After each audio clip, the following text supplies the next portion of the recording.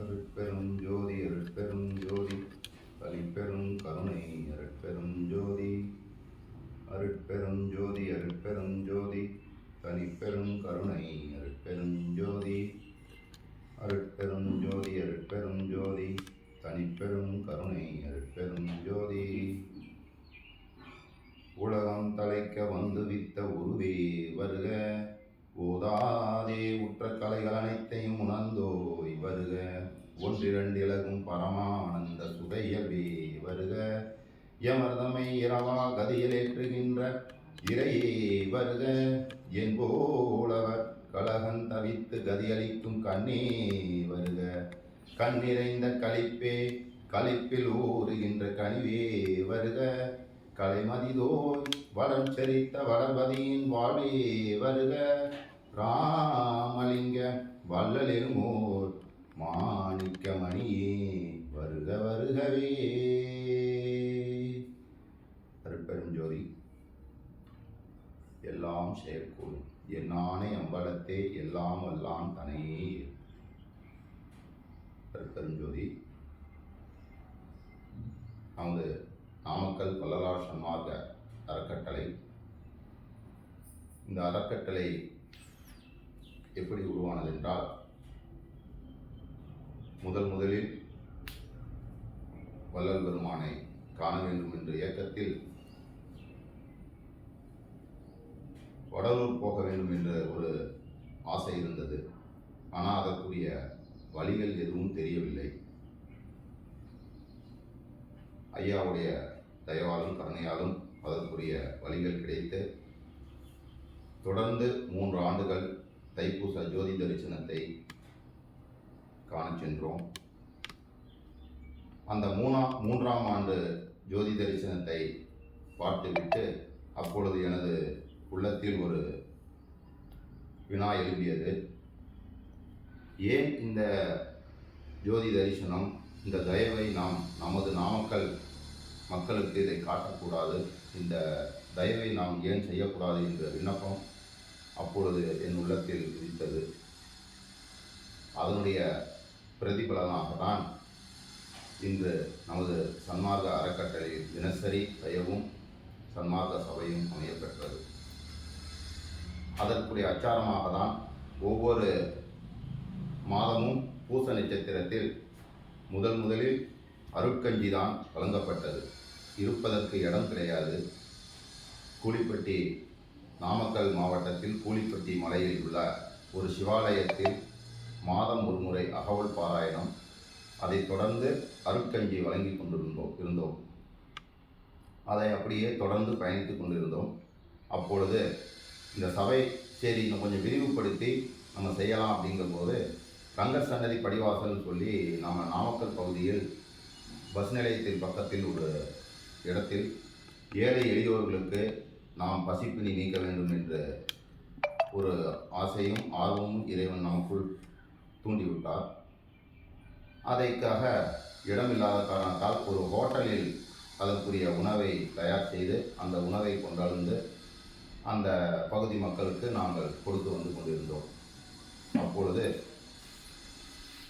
நமது அந்த ஹோட்டலில் அசைவமும் சமைத்து கொண்டுள்ளனர். அந்த அசைவ ஹோட்டலில் சைவ உணவு, நம்ம சன்மார்க்க உணவு வாங்குவதற்கு மனம் ஒப்பவில்லை. அப்பொழுதுதான் நமது இந்த கூலிப்பட்டி பகுதியில் மீனாமாள் மண்டபம் சொல்லி ஐயா அதை நடத்தி கொண்டுள்ளனர், ஒரு மண்டபம் அறக்கட்டளை. அவரிடம்தான் நாம் போய் கேட்டோம், உங்கள் மண்டபத்தில் ஒரு ஓரமாக ஒரு பகுதியை எங்களுக்கு தந்தீர்களானால் நாங்கள் அதை சமையல் செய்து நாங்கள் இங்கே தயவு செய்வதற்கு ஒரு ஏதுவாக இருக்கும் என்று கேட்டோம். அப்பொழுதுதான் அவர் ஐயா இந்த மண்டபம் ஒரு அறக்கட்டளை, என்னால் தன்னிச்சையாக எந்த முடிவும் எடுக்க முடியாது, நான் வேணால் நமக்கு ஒரு தோட்டம் இருக்குது, அந்த தோட்டத்தில் வேணால் இடம் உங்களுக்கு கொடுக்குறேன்னு சொல்லி ஐயா சொன்னார். சரின்னு பார்த்தோம். இப்போ இருக்கிற நம்ம சபைக்கு அருகாமையில் தான் அந்த தோட்டம். அந்த தோட்டத்தில் தான் நம்ம அந்த லாக்டவுன் பீரியடு, கொரோனா என்ற அந்த லாக்டவுன் பீரியடில் நம்ம அந்த தோட்டத்துக்கு அமர்ந்தோம். அவர் அந்த தயவு அங்கே கஞ்சி கொடுத்துட்டு இருந்தது. இங்கே அருட்பிரசாத கஞ்சி இங்கே வாரம் ஒரு முறை இந்த பகுதி மக்களுக்கு கொடுத்துக்கிட்டு இருந்தோம். அப்போல்லாம் நம்மக்கிட்ட பொருளாதாரம் அந்த அளவுக்கு வாய்ப்பு இல்லை. வாரம் ஒரு முறை கஞ்சிக்கு மட்டும்தான் இருந்தது. ஒரு சிப்ப அரிசி வாங்கி அந்த கஞ்சி கொடுக்கறதுக்கே அன்னைக்கு இருந்த சூழ்நிலையில் வாய்ப்பு ரொம்ப கம்மி. அப்படி இருக்கும் பகுதியில் அந்த தோட்டத்தின் உரிமையாளர் அண்ணன் செல்வராஜ் அவர்கள் வடலூர் போவதற்கு ஒரு வாய்ப்பு கிடைச்சது. அந்த வடலூர் போயிட்டு வந்ததுக்கப்புறம் அவருடைய மாற்றங்கள் மிக ஒரு அபரிவிதமான வளர்ச்சியாக இருந்தது. வடலூர் போயிட்டு வந்த பின்னாடி அந்த பகுதியில் உள்ள அந்த மக்கள், அங்கே நடந்த அந்த தர்மசாலையில் நடந்த அந்த உணவு பரிமாற்றம், இதெல்லாம் பார்த்துட்டு அவங்களுக்கு ஒரு வியப்பாக இருந்தது. இவ்வளோ மக்களுக்கு இங்கே தொடர்ந்து 3 வேளையும் தர்மசாலையில் மனம் கோணாமல் பசியாற்றுவித்தல் செய்து வருகிறார்களே, இந்த வேலை தானே அங்கே நம்ம பையன் அங்கே செஞ்சிகிட்டு இருக்கிறான், அதுக்கு பொருளாதாரம் இல்லாதனால தானே அவன் இவ்வளோ சிரமப்பட்டு இருக்கிறான் அப்படின்னு சொல்லி அவங்களுக்குள்ள அந்த ஒரு எண்ணத்தை விதைச்சது. அதனுடைய பிரதிபலனாக தான் இங்கே கடலூர்லேருந்து வந்த உடனே மறாவது நாள் காலையில் என்னை கூப்பிட்டாரு. பாலு, நீங்கள் வாங்க, உங்கள்கிட்ட கொஞ்சம் பேசணும் அப்படின்னு சொல்லி கூப்பிட்டாரு. அப்போ அந்த போய் கேட்டப்போ தான், உங்களுக்கு என்ன தேவை, அடிப்படை வசதி என்னென்ன பண்ணணும்னு சொல்லுங்கள், நான் உங்கள் சபைக்கு நான் ஏதாவது செய்யணும்னு செய்கிறேன் அப்படின்னு சொன்னார். அப்போ தான் நான் இந்த மழை பெஞ்ச கூரையெல்லாம் தண்ணி விழுதுட்டு இருந்தது.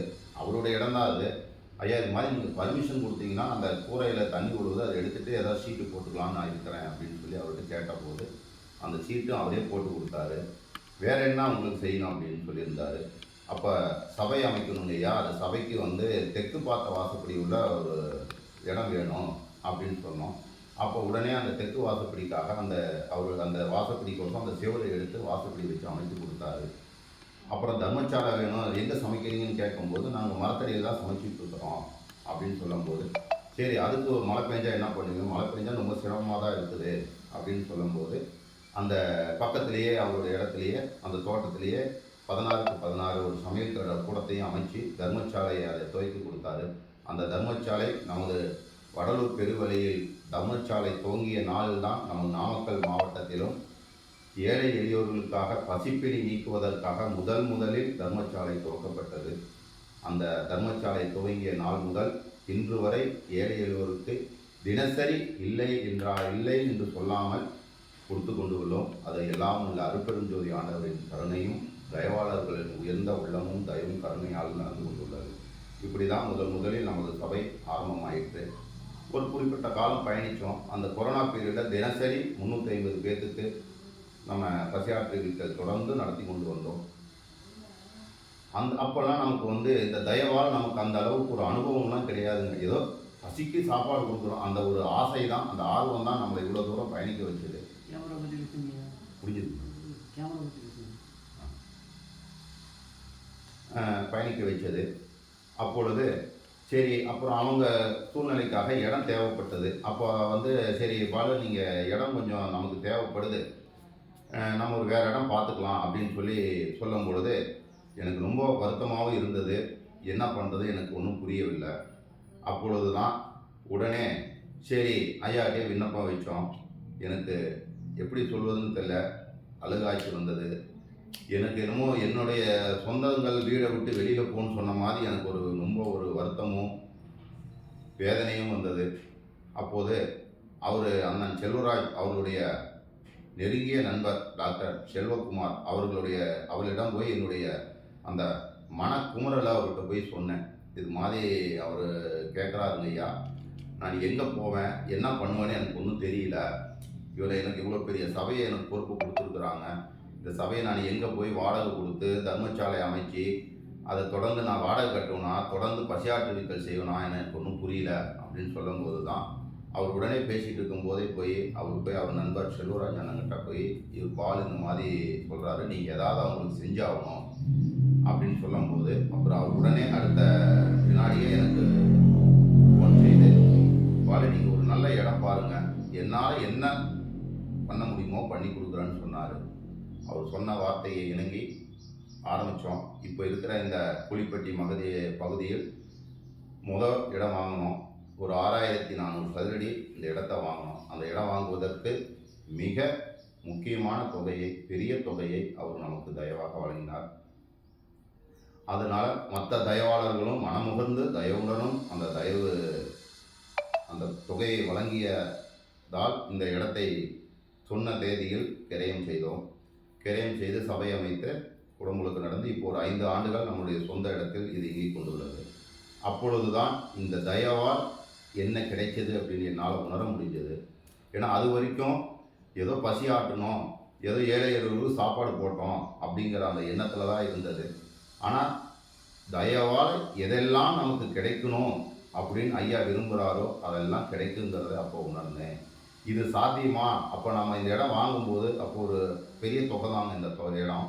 அப்போ கேட்கும்போது நம்ம கூட பயணித்தவங்களாம் இவ்வளோ பெரிய தொகையை எப்படி நீ எந்த தைரியத்தில் இந்த இடத்த நீ வாங்குற, நீ 1000 சதுரடியோ ஏதோ கம்மி பட்ஜெட்டில் வாங்கியிருக்கலாம் இல்லைன்னா நம்ம கூட பயணித்தவங்களே சொன்னாங்க. நான் அப்போ சொன்னேன், நான் உங்களையோ என்னையோ நான் நம்பவில்லை, எல்லாமல் அருட்பெருஞ்சோதி ஆண்டவரை நம்புகின்றேன். ஏனென்றால் அவருக்காக தான் இந்த சபையை வாங்கவில்லை. அவருக்கு ஒரு இல்லம் வேணும். நாமக்கல் பகுதியில் அசைவம் உள்ள நகரம் இது. அந்த நகரத்தில் ஒரு சைவத்துக்காக, ஒரு ஜோதி வழிபாட்டுக்காக ஒரு ஆலயம் அமைக்க வேண்டும் என்ற நோக்கத்தில் தான் இந்த இடத்த வாங்க உள்ளோம். அவருக்கு விருப்பம் இருந்தால் இதை எனக்கு அமைச்சு கொடுக்கட்டும், இல்லைன்னா அது எதுவாக இருந்தாலும் ஏற்றுக்க, எனக்கு ஒன்றும் நஷ்டம் இல்லை, எனக்கு ஒன்றும் இதனால் எந்த அவமானமும் எனக்கு கிடையாது, எதுவாக இருந்தாலும் அது ஐயாவே சாரும் அப்படின்னு சொல்லி தான் இதை ஆரம்பித்தோம். ஐயா சிறப்பாக அமைச்சு கொடுத்தாரு. கிரையை முடிஞ்சு இந்த அதுக்கு தேவையான இந்த பில்டிங்க்கு தேவையான தொகையும் கொடுத்து ரொம்ப சிறப்பாக அமைஞ்சு இன்றைக்கி தினசரி, இன்றைய நாள் முதல் தினசரி எனக்கு இங்கே சபையில் 100 பேர்த்துக்கு தயவும், நாமக்கல் பகுதியில் உள்ள அந்த ஏழை எளியோர்களுக்கு ஆதரவற்றவர்களுக்கு ஒரு நாள் விட்டு ஒரு நாள் 300 பேர்த்துக்கும் தொடர்ந்து பசியாற்றுவித்தல் நடந்து செயல்பட்டு கொண்டுள்ளது. அதற்கு அந்த தயவும் கருணையும் தான், தயவாளர்களுடைய தயவும் கருணையும் தான் ரொம்ப முக்கியமாக இருந்தது. அதை தொடர்ந்து இன்றைய வரலுமே அது நடந்துகிட்டு இருந்ததுங்க. அந்த தயவால் என்னுடைய அனுபவம், சுய அனுபவம் என்ன, முழுசாக இறைவனை சரணாகதி அடைவது தாங்க அந்த நம்ம இலக்கு. அந்த இலக்கை வெற்றி அடைஞ்சிட்டோம். எப்படி நம்ம வெற்றி அடைஞ்சிட்டோம்னு தெரியுதுன்னா, நீ எந்த அளவுக்கு இறைவனிடம் நீ சரணாகதி அடையோ அந்த அளவுக்கு உனக்கு அந்த அனுபவமும் வெற்றியும் உனக்கு கிடைக்குங்கிறது உண்மை. அதை நான் என்னுடைய சுய வாழ்க்கையில் என்னுடைய சொந்த அனுபவத்தில் நான் தெரிந்து கொண்டேன். ஏனென்றால் தனக்காக வாழாமல் பிறருக்காக வாழும்போது தன் குடும்பத்தை இறைவன் பார்த்து கொள்வார். அதில் எந்தவித ஐயமும் இல்லை. தனக்கு இப்போ நான் என்னுடைய சுய தொழிலை நான் மட்டும் ஒரு தொழில் செஞ்சு சம்பாதிக்கணும்னு ஆசைப்பட்டிருந்தேன். கண்டிப்பாக நான், என் குழந்தைகள், என் மனைவிகள் சந்தோஷமாகவும் ஆடம்பரமாகவும் வாழ முடியும், வாழ்ந்திருப்போம். ஆனால் அது முக்கியமில்லை. ஏன்னா நம்முடைய பிறப்புங்கிறது இறைவன் எதற்காக இந்த பூமியில் பிறக்க வைத்துள்ளான் என்பது ஒவ்வொருவருக்கும் ஒரு காரணம் உண்டு.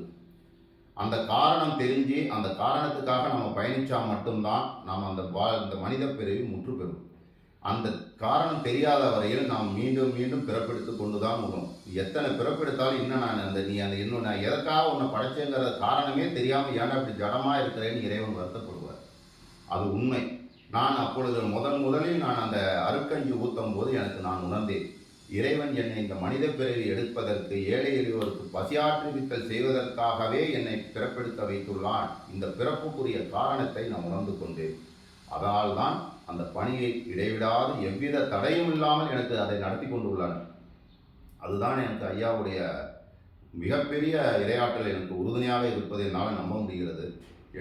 எனது தந்தை இறக்கும் பொழுதும் அதுக்கு எவ்வித தடையும், தயவுக்கு எவ்வித தடையும் இல்லாத வனத்தில் தான் அந்த என்னுடைய தந்தையுடைய இறப்பையும் அந்த இறுதி சடங்கையும் நான் செய்தேன். சடங்கு செய்து ஒரு நாள் மட்டும்தான் நான் வரல. மறாவது நாள் இந்த சபைக்கு வந்து தயவு தொடர ஆரம்பிச்சிட்டேன். அதே மாதிரி இப்போ என்னுடைய தாயார் இழந்து 1 வருடம் தான் ஆகுது. 2 நாள் மட்டும்தான் நான் வீட்டில் இருந்தேன். ஒரு நாள் மட்டும்தான் தயவு நிப்பாட்டினேன். அதுக்கப்புறம் தொடர்ந்து வந்துட்டேன். அதனுடைய இழப்பு எனக்கு மிகப்பெரிய இழப்பு தான். ஆனால் அதெல்லாம் காட்டிலும் எனக்கு இறைவன் கொடுத்த இந்த செயல், அந்த பசியாற்றுவித்தல், அந்த தயவு தான் எனக்கு அந்த ஆத்ம திருப்தியும் ரொம்ப சந்தோஷத்தையும் மன உறுதியும் கொடுத்து வருகிறது. இந்த தயவும் இந்த பசியாற்றுவித்தலும் தொடர்ந்து இதை பயணித்ததற்கு என்னுடைய குடும்பம் மிக முக்கியமான பொறுப்பு வகிக்கிறது. அதிலையும் என்னுடைய 2 குழந்தைகள் நிறைய தியாகம் செஞ்சுருக்காங்க.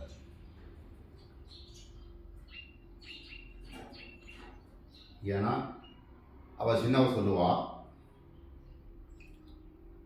டாடி நான் உங்களை நிறைய மிஸ் பண்ணுறேன்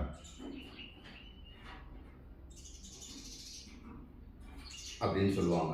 ஏன் அப்படி சொல்கிறேன் அப்படின்னா, எல்லாரும் அவங்க அப்பாவை கூட்டிகிட்டு வெளியில் போகிறாங்க, ஹோட்டலுக்கு போகிறாங்க, சினிமாவுக்கு போகிறாங்க, எல்லாம் போகிறாங்க. நீங்கள் நான் தூங்கும்போது வரீங்க, காலையில் எந்திரிச்சு நான் முடிக்கிறதுக்கு முன்னாடியே நீங்கள் சபைக்கு போயிடுறீங்க. நான் உங்களோட பயணிக்க முடியல, உங்களோட நான் எதுவும் பேச முடியல, விளையாட முடியல, எதுவும் பண்ண முடியல அப்படின்னு சொல்லி ரொம்ப வருத்தப்படுவேன். அதெல்லாம் அவர் தியாகம்தான். அந்த தியாகத்தால் மட்டும்தான் நான் இந்த நிலையை இன்னைக்கு சபையை உருவாக்கி அவர் சொல்லுவேன் அவர்கிட்ட, கண்ணு இந்த சுகம் எப்பயும் போகாது, நான் இங்கே தான் இருக்க போகிறேன். நீ அப்படி நயனா கூட அப்பா கூட இதெல்லாம் நீ பயணிக்கணும், இதெல்லாம் செய்யணும்னு ஆசைப்பட்டா சபைக்கு வா. அப்பா நானும் அங்கே இருக்கிறேன். நமக்கு குருவாக இருக்கக்கூடிய தாயாகவும் தந்தையாகவும் இருக்கிற அருட்பெருஞ்சோதி ஆண்டவரும் அங்கே தான் இருக்கிறாரு. வா நம்ம சபைக்கு போகலாம் அப்படின்னு சொல்லி கூட்டிகிட்டு வந்து அவளுக்கு முதல்ல சைக்கிள் ஓட்ட கற்றுக் கொடுத்தது இந்த சபையில் தாங்க. ஏன்னா இந்த சபையை விட்டு என்னால் வெளியில் எங்கேயும் போக முடியாது. அதனால் இந்த சபையில் தான் அவளுக்கு சைக்கிள் ஓட்ட கற்றுக் கொடுத்தேன். அவளுக்கு ஹோம்ஒர்க் எழுதுனாலும் இங்கே கூட்டிகிட்டு வந்து இங்கே வச்சு தான் அவங்க எழுதுனது. எல்லாமே இந்த சபை தான் எங்களுக்கு. இந்த சபையால் மட்டும்தான் எல்லாமே நான் எங்களுக்கு கொடுக்க ஆரம்பித்தது. இந்த சபைக்கு நாங்கள் என்னெல்லாம் கொடுக்கணும்னு விரும்புகிறோமோ அதெல்லாம் அவங்களுக்கு கொடுக்கணுன்னு தான் எங்களுக்கு ஆசை. இதில் வேறு எந்த ஒரு நோக்கமும் கிடையாது. இதனால் எங்களுக்கு எந்த ஆதாயமும் ஒன்றும் கிடையாது. இறைவன் இந்த பிறப்புக்குரிய காரணத்தை தெரிந்து கொண்டோம், அந்த காரணத்தை முழுமையாக செய்ய வேண்டும் அப்படிங்கிறதான் எங்களுக்குடைய ஆசை. இப்போ சபை விரிவுபடுத்துவதற்காக இப்போ பழைய சபை இருந்த அந்த 6400 சதுரடிக்கு பக்கத்திலேயே ஒரு 3000 சதுரடி பக்கம் இடம் வாங்கியிருக்கிறோம். இப்போ வாங்கி இப்போ நம்ம சபை கிழக்கு முகமாக சபை அமைச்சிருக்கிறோம். ஐயா சொன்ன மாதிரி அதை தெற்கு முகமாக அமைக்கணுங்கிறது தான் நமக்கு ஒரு விருப்பமும் கூட. ஏன்னா ஐயா எப்படி அதை அமைச்சாரோ அது அந்த அவருடைய நோக்கமும் அவருடைய எண்ணத்திற்கு தகுந்தாற் போல தான் நம்ம சபையை அமைக்கணும்னு. அதுக்கு போல தான் அந்த விரிவுபடுத்துவதற்காக ஒரு 3000 சதுரடி இடம் வாங்கியிருக்கிறோம். அந்த சபை அமைக்குவதற்கு அந்த இடத்த தெற்கு முகமாக திருப்பி அமைக்க போகிறோம். ஒரு தர்மசாலை அமைக்க போகிறோம். அமைச்சு தொடர்ந்து இப்போ காலை ஒரு வேளை கொடுத்துட்ருக்குறோம். இனி தொடர்ந்து பசியாற்றுவித்தல் செய்வதற்கும் இறைவன் கருணையும் தயவும் தொடர்ந்து நடக்கணும். அதுக்கு விண்ணப்பம் வச்சு தான் ஐயாட்ட டெய்லியும் அதை பயணிச்சுட்டு இருக்கிறோம். இப்படி அந்த இடம் வாங்கும் பொழுது தான் அம்மா அன்னலட்சுமி அண்ணா ஆலயத்தினுடைய அம்மா தனலட்சுமி அம்மா நம்ம சபைக்கு வந்தாங்க. அப்பொழுது தான் அம்மாட்ட சொல்லிகிட்டு இருந்தோம், அம்மா இது மாதிரி இடம் வாங்கணும், இது மாதிரி பண்ணலான்னு இருக்கிறோம், நீங்கள் ஜோதி வழிபாடு நீங்கள் செஞ்சிட்ருக்கிறீங்கன்னு சொன்னாங்க. அது எப்படி செய்யணும்னு சொல்லுங்கம்மா, அது நம்ம சபைக்கு கூட வாய்ப்பு இருந்தால் நீங்கள் பண்ணி கொடுங்க அப்படின்னு சொல்லி சொன்னோம். அவங்களுக்கு நிறைய ஷெட்யூல்டு நிறையா இருக்குது. அதனால் அவங்களால நீங்கள் பண்ணுங்க ஐயா, இப்படி தான் பண்ணணும், நீங்கள் பண்ணுங்கள், நான் கண்டிப்பாக ஒரு வாய்ப்பு இருக்கும்போது நாங்கள் அந்த ஜோதி வழிபாட்டில் கலந்து நான் பண்ணி கொடுக்குறேன் அப்படின்னு சொல்லி சொன்னாங்க. அன்னைக்கு ஐயாவுடைய 2025 வருவிக்கோட்டு நாளில் தான் முதல்ல நம்ம சபையில் ஜோதி வழிபாடு ஆரம்பித்தோம். அந்த ஜோதி வழிபாட்டுனால மிகப்பெரிய ஒரு வெற்றியை எங்களால் அடைய முடிஞ்சது. அந்த வெற்றி தான் அந்த இடம். அந்த இடம் ரொம்ப பெரிய தொகை, நம்ம சக்திக்கு அப்பாற்பட்ட தொகை தான். நம்ம சக்தினா மானிட பிறவி, நமக்கு ஐயாவுக்கு அது ஒரு பெரிய தொகை இல்லை, அந்த சக்திக்கு அப்பாற்பட்ட தொகை தான். அந்த தொகையை இறைவன் அருளாற்றலால் அது கிடையும் பண்ணோம். அது தொடர்ந்து அது இப்போ இன்றைய வரலுமே அந்த பௌர்ணமி மாதம் ஒரு நாள் மாலை நேரத்தில் ஜோதி வழிபாடு தொடர்ந்து செயல்பட்டுக்கிட்டு வரும்.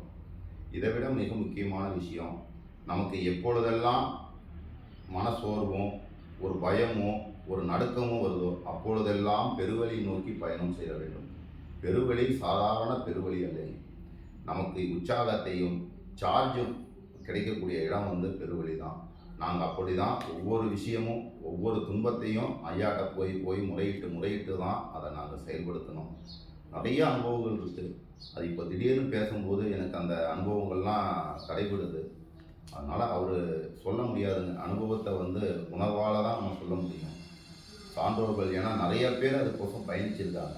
ஏன்னா உண்மையை உணர்ந்தால் மட்டும்தாங்க சொல்ல முடியும். இப்போ வார்த்தையாலேயோ வேறு எதுனாலேயோ சொன்னோம்னா அது அந்த அளவுக்கு அது நம்பகத்தனமாக இருக்காது. ஏன்னா ஒரு இனிப்பு அப்படின்னா சாப்பிட்டு பார்த்தா மட்டும்தான் அந்த சுவையை உணர முடியும். நான் சொல்லலாம் ஜிலேபி இப்படி இருக்குது, மைசூர் பாக்கு இப்படி இருக்குன்னா சொல்லும்போது நல்லா இருக்க மாட்டேங்குது, இவன் சொல்லலாம் இது அப்படி இருக்குதுன்னு சொல்லலாம் அப்படின்னு மற்றவங்களுக்கு இதாக இருக்கும். அவங்களும் அதை சாப்பிடணும்.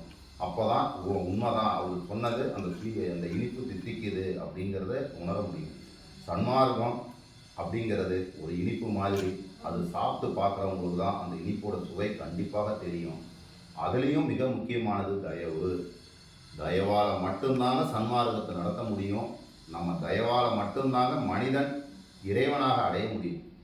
நான் நிறைய எனக்கு கோபம், இப்பயும் கோபம் வருங்க. ஆனால் இறைவன் இருந்த கோபத்தை விட இப்போ ரொம்ப குறைச்சிட்டு வராது. அதுக்கு காரணம் என்னால் உணரக்கூடிய அந்த இறைத்தன்மை என்னன்னா, தயவால் அந்த கருணை பிறக்குது.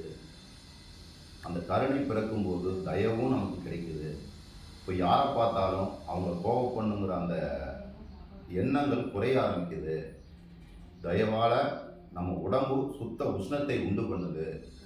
தயவால் நமக்கு நல்ல நினைவாற்றல் கிடைக்குது, நல்ல எண்ணங்கள் கிடைக்குது, நல்ல நண்பர்கள் கிடைக்கிறார்கள், நல்ல சூழ்நிலைகளை ஏற்படுத்தி கொடுக்குது. தயவு தான். ஐயா சொன்னார், நான் இந்த ஏறாத நிலைமையை ஏற்றியதற்கு நான் எந்த ஒரு சாதனமும் செய்யவில்லை. நான் செய்த ஒரே சாதனம் தயவும் கருணை மட்டும்தான் என்னை இந்த மரணமில்லா பெருவாழ்வுக்கு அழைத்து சென்றது. 100% இல்லை, கோடி மடங்கு அது உண்மை. ஏன்னா அந்த தயவால் மட்டும்தான் உணர முடியும். வாயால் சொல்லலாம், ஏதோ சாப்பாடு போடுற அது கிடைச்சிருமா, நான் உட்காந்து நான் காட்டிலையோ மலையிலையோ இல்லை ஒரு குகையிலையோ இல்லை வீட்டில் தனிமையிலையோ உட்காந்து நான் சுவாச பயிற்சியோ நான் நிறைய யோக பயிற்சியோ செஞ்சு தான் இந்த நிலையை அடையலாம்னா கண்டிப்பாக அடையலாம். ஆனால் அது தற்காலிக சுகத்தை மட்டும் தரும் ஐயா சொல்லியிருக்காரு. அது ஐயா சொன்னதை மட்டும் இல்லை, அது அனுபவத்தில் நம்ம உணர்ந்தால் மட்டும்தான் தெரிஞ்சுக்க முடியும். அது செஞ்சால் அந்த சுகம் கிடைக்கும். ஆனால் அந்த சுகத்தை தக்க வைத்து கொள்ள வேண்டும். அதில் நம்ம மேல்நிலை அடைய வேண்டும் என்றால் அதுக்கு தயவும் கருணை இருந்தால் மட்டும்தான் அந்த நிலையை அடைய முடியும். ஐயா அது சொல்லியிருக்காரு, ஜீவகாருண்யமே மோட்ச வீட்டின் திறவுகோலுங்கிறார். ஒவ்வொருவருக்கும் அந்த திறவுகோல் கையில் கொடுக்கப்பட்டுள்ளன. அந்த திறவுகோல் நம்முள் மறைக்கப்பட்டிருக்கின்றன. அந்த மறைக்கப்பட்ட அந்த இடத்தை நாம் அறிந்து கொள்ள வேண்டும் என்றால் தயவால் இருக்கக்கூடிய அந்த திரையை தயவு செய்துதான், தயவும் கருணை செய்து மட்டும்தான் அந்த திரையை விளக்க முடியும். அந்த திரையை விளக்கினால் மட்டும்தான் ஜீவகாருண்யக்குரிய திறவுகோல் சாவி நமக்கு தென்படும். அந்த சாவி தென்பட்ட பின்னாடி தான் நம்ம அந்த மரணமில்லா பெருவாழ்வுக்குரிய வாசக்கதவு திறந்து அதில் நாம் பயணிக்க முடியும். இது உண்மை. ஏன்னா உணர்வால் மட்டும்தான் சொல்ல முடியுங்க. இது கதைக்காகவோ விளம்பரத்துக்காகவோ பெயருக்காகவோ சொன்னால் அது சக்தி பெறாது, அதுக்கு உரு கிடைக்காது. ஏன்னா அதுக்கு நம்ம சொல்லக்கூடிய வார்த்தைக்கு ஒரு உயிர் ஓட்டம் வேணும் என்றால் அந்த அனுபவம் தான். ஏன்னா ராமகிருஷ்ண பரமஹம்சர் ஒரு கதை சொல்லுவார். அவர்கிட்ட ஒரு அம்மா ஒரு குழந்தையை கூட்டிகிட்டு வராங்க. கூட்டிகிட்டு வந்து, ஐயா இது மாதிரி என் குழந்தை இனிப்பு வேணும்னு ரொம்ப அடம் பிடிக்கிறாரு. இனிப்பு கொடுத்தா அவருக்கு உடம்பு ஒத்துழைக்க மாட்டேங்குது. மருத்துவர் இனிப்பு இவருக்கு கொடுக்கக்கூடாது அப்படின்னு ஐயா சொல்கிறாங்க. அதுக்கு தான் நாங்கள் கேட்டபோது, நீங்கள் ஐயா உங்கள் ஆசிரமத்துக்கு கூட்டிகிட்டு நீங்கள் சொன்னீங்கன்னா அவங்க கேட்பாங்கன்னு சொன்னாங்க அப்படின்னு தான் கூட்டிகிட்டு வந்தோம் ஐயா. சரின்னு பார்த்துட்டு இன்றைக்கி போயிட்டு நாளைக்கு வாங்க அப்படின்னு சொல்லி அனுப்பிடுறாரு. இப்படியே ஒவ்வொரு நாளும் ஒரு 5-6 டைம் அந்த அம்மா அந்த குழந்தைய கூட்டிகிட்டு வராங்க. இன்றைக்கி போயிட்டு நாளைக்கு வா, இன்றைக்கி போயிட்டு நாளைக்கு வான்னு ஒவ்வொரு டைம் சொல்லி அனுப்புகிறாங்க. கடைசியாக ஒரு நாள் அம்மா நிற்கிறாங்க. சரி இன்றைக்கி அதே தான் சொல்ல போகிறாரு.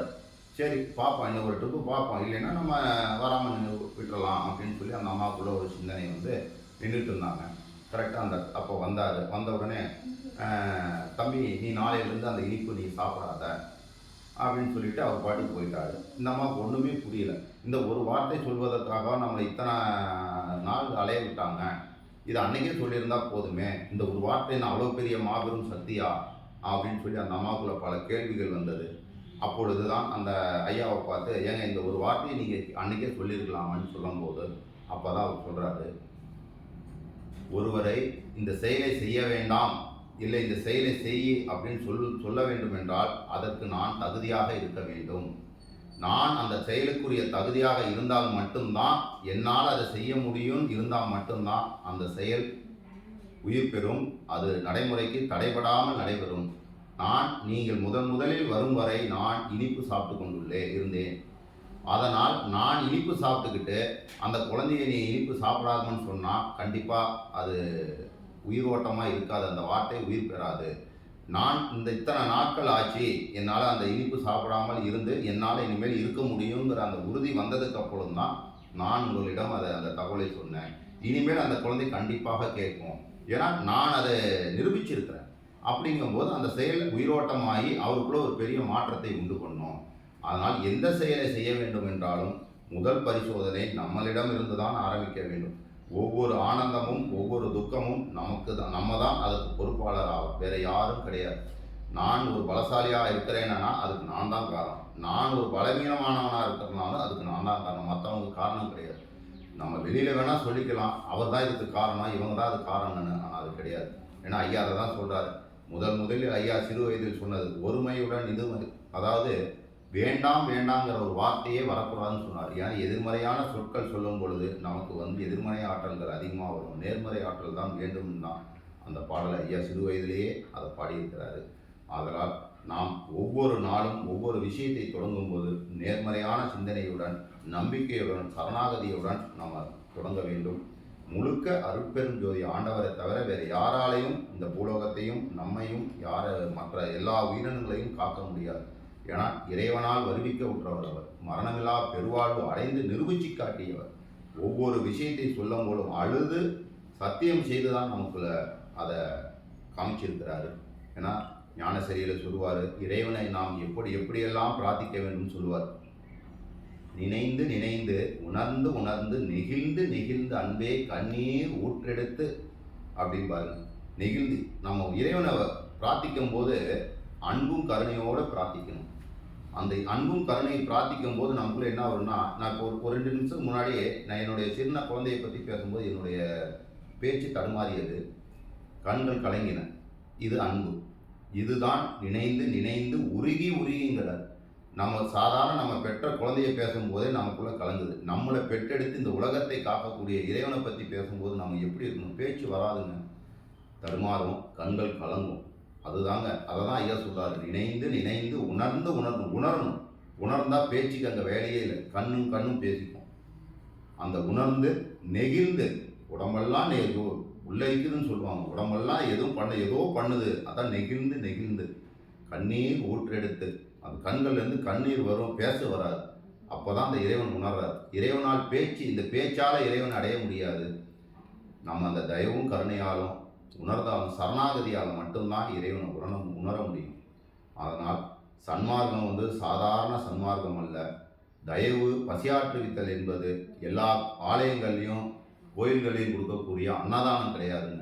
இது அன்னதானம் கிடையாது. அன்னதானம்னா சாப்பாடு போடுவாங்க, அதை சாப்பிட்டு அவங்க போயிடுவாங்க, பிடிச்சா சாப்பிடுவாங்க, இல்லைன்னா தூக்கி போட்டுருவாங்க. இது அப்படி கிடையாதுங்க. பசியாற்றுவித்தல் தயவு என்பது நாம் பெற்றெடுத்த குழந்தைக்கு நாம் எப்படியெல்லாம் பார்த்து நம்ம சமைச்சு அவங்களுக்கு ஊட்டுவோமோ அதுதாங்க தயவு, அதுதாங்க பசியாற்றுவித்தல். நம்ம குழந்தைக்கு எதெல்லாம் பிடிக்குமோ அதெல்லாம் கொடுக்கணும்னு நம்ம நினைப்போம். அதுதாங்க நமக்கு வரக்கூடிய அந்த அடியவர்களும் எளியவர்களும் நம்ம குழந்தையாக பாவிச்சு தான் அவங்களுக்கு இது வேணும், இது கொடுக்கணும், இது ஆரோக்கியம், அவங்களுக்கு இதெல்லாம் கிடைக்காது, நம்மளாம் அதெல்லாம் கொடுக்கணும் அப்படின்னு நினச்சி அவங்க மேலே அக்கறை கொண்டு ஒவ்வொரு நாளும் அந்த தயவு செஞ்சோம்னா கண்டிப்பாக ஐயா சொல்கிறார், தாயாகி தந்தையுமாய் தாங்குகின்ற தெய்வம், தன்னணிகள் இல்லாத தனித்தலைமை தெய்வங்கிறார். நம்ம அவங்களுக்கு நம்ம தாயாக தெரிவோம், நமக்கு அவங்க தாயாக தெரிவாங்க. அதனால் தயவாக செய்யுங்க, கருணையாக செய்யுங்க. அந்த கருணையால் தயவால் தான் இறைவன் அடைய முடியும். அந்த தயவு கருணையால் நம்ம உடம்பு சுத்த உஷ்ணத்தை அதிகம் உண்டு பண்ணணும். அந்த சுத்த உஷ்ணம் உண்டு பண்ணும்போது நமக்குள்ள நிறைய மாற்றங்கள் தெரியும். சில விஷயங்கள் வெளிப்படையாக பேச முடியும், சில விஷயங்கள் உணர்தல் முடியும், அதை வெளிப்படையாக பேச முடியாது. அதனால் அந்த தயவை தொடர்ந்து செய்யுங்க. எந்த ஒரு சொல்லுவார் ஐயா, ஆடாதில் சற்றும் அசையாதில் வேறொன்றும் நாடாதிருப்பார். நம்ம அங்கே போகலாம், இங்கே போகலாம், அவங்க எப்படி பண்ணுறாங்க, இவங்க எப்படி பண்ணுறாங்க, நம்ம அதெல்லாம் வேணாம், யாரையும் பார்க்க வேணாம். நம்ம செயலை நம்ம செஞ்சால் போதுங்க. இறைவன் நம்மளை பார்க்குறாங்க, அது போதும். அந்த செயல் இறைவனுக்கு பயப்பட்டு ஒவ்வொரு செயலை செய்ய வந்தோம்னாவே இறைவன் ஆட்கொள்வார். அதனால் இறைவன் வேறு எந்த ஒரு இதாலையும் அடைய முடியாது. இறைவனை அடைவதற்கு ஒரு குறுகிய வழி ஐயா சொன்னது தயவு தயவு தயவு. தயவால் மட்டும்தான் இறைவன் அடைய முடியுங்கிறது என்னுடைய தாழ்மையான கருத்து. என்னையோட சான்றோர்கள் நிறைய சொல்லியிருப்பாங்க, இல்லை அவங்க எப்படி சொல்லியிருக்கலாம், அவங்களுடைய கருத்துக்கள் வெவ்வேறு மாதிரியாக கூட இருந்திருக்கலாம். அடியானுக்கு அந்த அளவுக்கு பேச்சாற்றலுக்கு குறைவு. இருப்பினும் இறைவன் அருளால் ஐயா சொல்லுவார், நான் உரைக்கும் வார்த்தையெல்லாம் நாயகன் உரைக்கும் வார்த்தைன்பாரு. எனக்கு இந்த சபைக்குள்ளே உட்காந்து பேசியதனால்தான் இவ்வளோ பேச்சு என்னால் பேச முடிஞ்சது. ஏன்னா என்னுடைய எண்ணங்கள், என்னுடைய உணர்வுகள் எல்லாம் இந்த சபையில் பதிவாயிருக்கு. நான் எப்படியெல்லாம் அவரை வச்சிருக்கணும், எப்படியெல்லாம் அவரை நான் ஆராதிக்கணும், எப்படியெல்லாம் நான் இதை கொண்டு போகணுங்கிற அந்த பதிவுகள் இந்த சபையில் நான் பதிவு பண்ணியிருக்கிறேன். ஏன்னா ஐயாட்ட நான் அடிக்கடி அதை நான் விண்ணப்பம் செய்துக்கிட்டே இருக்கிறேன். அதனுடைய பதிவு வெளிப்பாடு தான் இன்னைக்கு நடந்த நிகழ்வு, இன்னைக்கு இந்த பேச்சு. இது எதிர்பாராத விதமாக நடந்த ஒரு நிகழ்வு தான். ஐயா சொல்லுவார், எதெல்லாம் நடக்கணும்னு இறைவன் விரும்புகிறார் அதெல்லாம் நடக்கும். நான் இன்னைக்கு இப்படி ஒரு பேட்டி இப்படி ஒரு நிகழ்ச்சி நடக்கும் அப்படின்லாம் நான் எதிர்பார்க்கல. இது அவராக ஏற்படுத்தப்பட்ட ஒரு நிகழ்ச்சி. கண்டிப்பாக இது ஒரு மாற்றத்தை ஏற்படுத்தும். இந்த சபை விரிவுபடுத்துவதற்கு தங்களால் இயன்ற ஒரு ஆதரவும் உங்களுடைய ஆலோசனைகளும் இந்த இடத்திற்கு நீங்கள் வழங்கணும். ஏன்னா நாமக்கல் பகுதி எப்பேற்பட்ட பகுதி என்று உலகம் பூரா தெரியும். ஏன்னா கோழிப்பண்ணை மிக்க ஒரு நகரம் இது. இங்கே அசைவத்துக்கு தான் இங்கே முக்கியத்துவம், சைவம் கிடையாது. அதே போல் உருவத்துக்கு இங்கே முக்கியத்துவம் கொடுப்பாங்க, ஒரு ஜோதிக்கு முக்கியத்துவம் கிடையாது. இப்பேற்பட்ட ஒரு மையமான பகுதி நம்ம நாமக்கல்லில் தான் நம்ம இந்த சபை அமைச்சிருக்கிறோம். ஒரு 10,000 சதுரடி நம்ம சபைக்கோசம் வாங்கியிருக்கிறோம். அந்த சபையை ஒரு ட்ரஸ்ட் பண்ணியிருக்கோம். அந்த ட்ரஸ்ட் நாமக்கல் வள்ளலார் சன்மார்க்க அறக்கட்டளைன்னு ஒரு ட்ரஸ்ட் அமைப்பு ஏற்படுத்தி அந்த அமைப்பு மூலியமாக தான் இது செயல்பட்டு வருதுங்க. இந்த அமைப்புக்கு உங்களுடைய மேலான ஆலோசனைகளும் இந்த சபை அமைவதற்குரிய ஆலோசனைகளையும் கொடுத்து ஆதரவை கொடுத்து தொடர்ந்து இந்த சபை விரிவுபடுத்தி இந்த சபை அமைவதற்கும் உங்களுடைய ஆதரவு தேவை. தொடர்ந்து பசியாற்றுவித்தல் செய்வதற்கும் உங்களுடைய ஒத்துழைப்பும் தயவும் கருணையும் எங்களுக்கு தேவை என்பதை இந்த அருமையான வாய்ப்பு ஏற்படுத்தி கொடுத்த அம்மா தனலட்சுமி அம்மா அவர்கள் அண்ணாலயத்துடைய பொறுப்பாளர், அவங்களுக்கு நன்றியையும் இந்த வாய்ப்பை ஏற்படுத்தி கொடுத்த எல்லாம் வல்ல அருட்பெருஞ்சோதி ஆண்டவருடைய கருணையும் தயவும். அவர் சொல்கிறார், எல்லாம் செயலும் அவருடைய ஆணைக்கில் தான் நடக்குது. ஒவ்வொரு செயலும் அவர் தான். எல்லாம் செயல்கூடும் எண்ணானை அம்பலத்தை எல்லாம் வல்லாம் தனையே ஏற்றுகிறார். ஒவ்வொரு செயலும் அவர் தான். அவர் சொல்கிறார், அவரே நான் செய்யலை, இறைவன் தான் செய்கிறார் அப்படின்னு. அப்போ அவரே அப்படி சொல்லும்போது நம்மளாம் மானிட பிறவி, வெந்ததை சாப்பிடக்கூடிய, புளிப்பு உப்பு ருசியைக்கு அடிமையாக இருக்கக்கூடிய நம்மளாம் எந்த செயலும் செய்ய முடியாது. அவர் தான் இதை ஏற்படுத்தியிருக்காரு. இந்த செயலை இன்னைக்கு இந்த நிகழ்வு நடப்பதற்கு ஒரு தான் உறுதுணையாக இருந்து நடத்திக்கிட்டு இருக்காரு. அதனால் இந்த வாய்ப்பை ஏற்படுத்தி கொடுத்த ஐயாவுக்கும் அம்மாவுக்கும் மிக்க நன்றி. அருட்பெருஞ்சோதி அருட்பெருஞ்சோதி தனிப்பெரும் கருணை அருட்பெருஞ்சோதி. எல்லா உயிர்களும் இன்புற்று வாழ்க, கொல்லா நெறியே குவலயமெல்லாம் ஓங்குக, வள்ளல் மலரடி வாழ்க வாழ்க. எல்லாம் செயற்கூடும் எண்ணானை அம்பலத்தே எல்லாம் வல்லான் தனையேத்து. குற்றம் புரிதல் எனக்கு இயல்பே, குணமாக கொள்ளல் உனக்கு இயல்பே. சிற்றம் பலவாய் இனி சிறியே, செப்பும் முகமன் யாதுலது. தெற்றேன் அடியேன் சிந்தைதனை, தெளிவி தச்சம் துயர்த்தீத்தே. இற்றே பொழுதே அருட்ஜோதி, ஈக தருணம் இதுவாமே. இற்றே பொழுதே அருட்ஜோதி, ஈக தருணம் இதுவாமே. அருட்பெருஞ்சோதி அருட்பெருஞ்சோதி தனிப்பெரும் கருணை அருட்பெருஞ்சோதி. உலகினில் உயிர்களுக்கு வரும் இடையூறெல்லாம் விலகு நீ அடைந்து விளக்குக மகிழ்க. சுத்த சன்மார்க்க சுகநிலை பெறுக, உத்தமன் ஆகுக ஓங்குக என்றனை. போற்றினின் பேரருள் போற்றினின் பெருசீர் ஆற்றலின் ஓங்கி அருட்பெரும் ஜோதி அருட்பெரும் ஜோதி அருட்பெரும் ஜோதி அருட்பெரும் ஜோதி அருட்பெரும் ஜோதி. திருச்சிற்றம்பலம்.